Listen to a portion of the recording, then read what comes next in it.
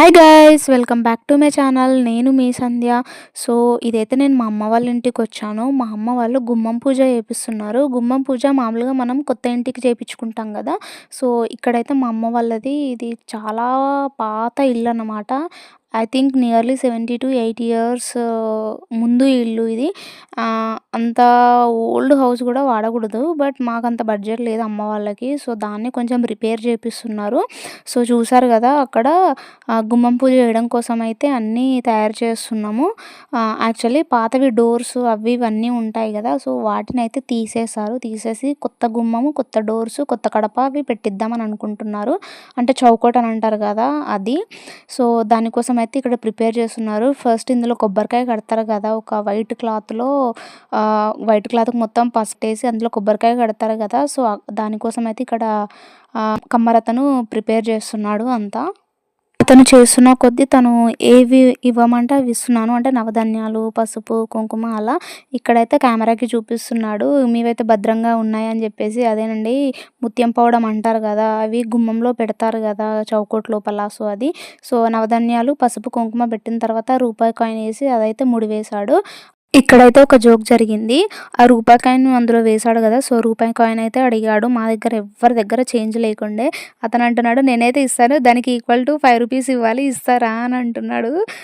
నేను రూపాయి ఇస్తాను, నాకైతే 5 రూపీస్ ఇవ్వాలి, మరి అలా అయితేనే నేను ఇస్తాను, లేదంటే లేదు అని అంటున్నాడు. అందరం నవ్వేశాము.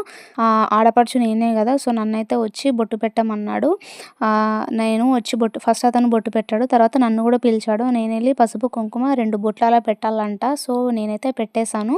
ఇక్కడైతే మేము పువ్వులు పెట్టుకోవడం కోసం అయితే మేము మల్లెపూలు, కొన్ని కుల్ల చామంతి పూలు, గులాబీ పూలు అయితే తీసుకొచ్చాము. నాకైతే అస్సలు చిన్నగా పెట్టుకోవడం అస్సలు ఇష్టం ఉండదు. పెద్దగానే పెట్టుకుంటా, లేదంటే ఇంకా మొత్తమే పెట్టేసుకొని సింపుల్గా ఒక ఫ్లవర్ పెట్టుకుంటాను.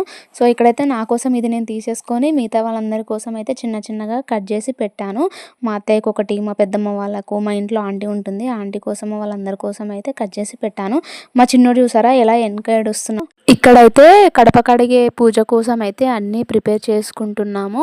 అన్నీ ఒక ప్లేట్లో పెట్టేసుకుంటున్నాము. ముత్యం పౌడము, పసుపు, కుంకుమ, ఆర్తి కర్పూరాలు, చక్కెర, పసుపు, బనానాస్, ఫ్లవర్స్, అగరబత్తి ప్యాకెట్ ఇవన్నీ.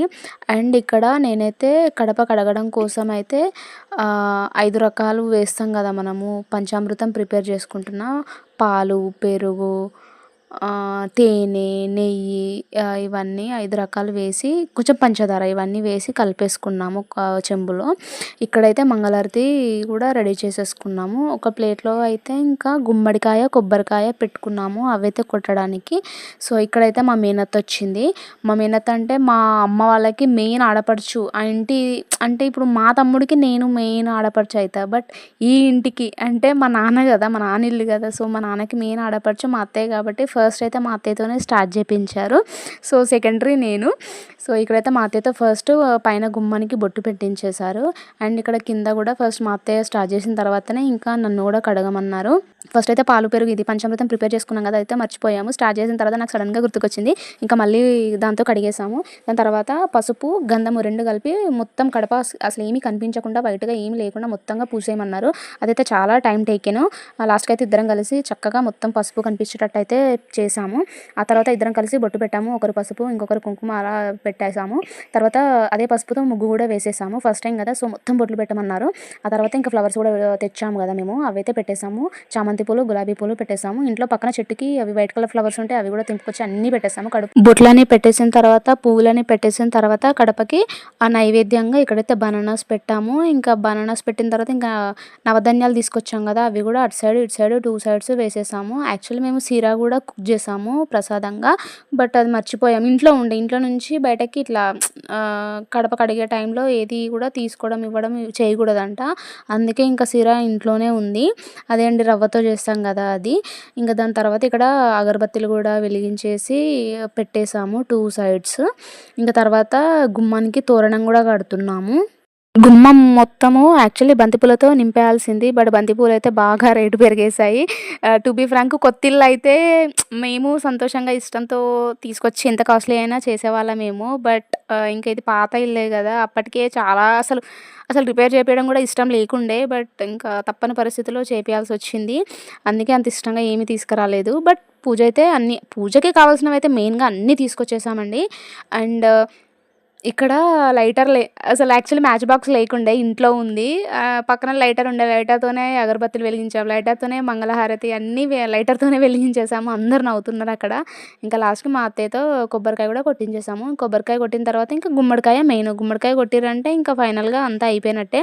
ఇక్కడ కమ్మరతనైతే గుమ్మడికాయకి ఆరతి కర్పూరాలు వేసి ఇంకా 5 టైమ్స్ తిప్పాలంట. ఇటు 3 టైమ్స్ ఇంకా అటు 2 టైమ్స్ అంటే anticlockwise and clockwise తిప్పిన తర్వాత ఇంకా కొట్టేసి ఎడమ చేతిలో ఉన్నది కుడి సైడు, కుడి చేతిలో ఉన్నది ఎడమ సైడు అట్లా 2 పీసెస్ అవుతాయి గదా! అలా పెట్టాలంట. ఇంకా పెట్టిన తర్వాత వెంటనే పసుపు, కుంకుమ ఫుల్‌గా నింపేయాలంట. మెయిన్ అయితే ఇంకా కుంకుమ అంట. పసుపు కొద్దిగా వేసి, కుంకుమ మాత్రం మెయిన్‌గా మొత్తం వేసి నింపాలంట.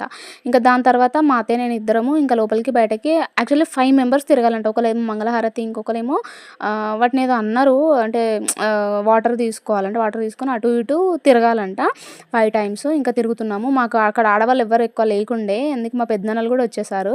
అందరం కలిసి ఇంకా 5 టైమ్స్ అలా లోపలికి, బయటకి తిరిగేసాము. దాంతో ఇంకా కార్యక్రమం అయితే అయిపోయింది. ఇంకా మేము ప్రసాదంగా సిరా చేసుకున్నాం గదా! అదైతే ఇంకా తింటున్నాము. ప్రసాదం తినేసిన తర్వాత ఇంకా వంట కార్యక్రమం స్టార్ట్ చేసేసాము. వచ్చిన వాళ్ళకి భోజనాలు గూడా పెట్టి పంపించాలి గదా! సో, అదైతే ఏమేం వంటలు చేసుకున్నాము, మేము ఎలా తిన్నాము, ఎలా ఎంజాయ్ చేసాం అనేది నెక్స్ట్ పార్ట్ అప్‌లోడ్ చేస్తాను. ప్లీజ్ అండి నా ఛానల్‌ని సపోర్ట్ చేయండి. వీడియో నచ్చితే లైక్ చేసి ఛానల్‌ని సబ్స్క్రైబ్ చేసుకోండి. మరింత మంచి కంటెంట్‌తో మీ ముందుకు and thank you for watching this video.